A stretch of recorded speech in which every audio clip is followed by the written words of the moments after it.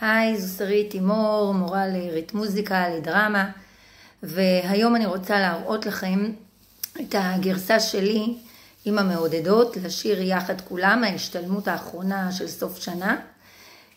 המסיבה היא בסימן כוח של יחד, נצעד אל עבר מחר חדש, טוב יותר, או איזו כותרת אחרת שככה תיתנו.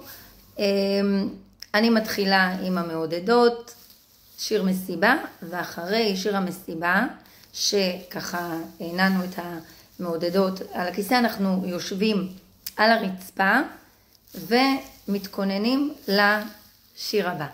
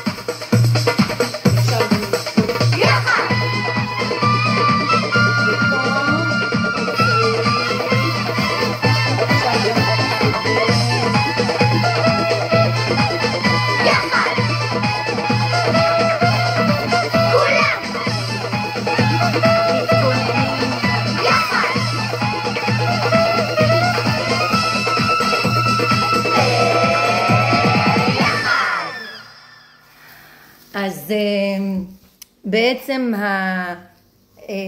החלק שאנחנו קמים, אז אפשר באמת או ליצור מעגל מסודר יותר, או בעצם אני בוחרת לתת להם להסתובב חופשי עם ההדגש של יחד, ופה ככה כבר אחרי שהם ישבו ועשו את התנועות, אז כבר אני נותנת להם ככה קצת לפרוק, ומה שחשוב שלקראת הסוף, יחד, קפיצה כזאת.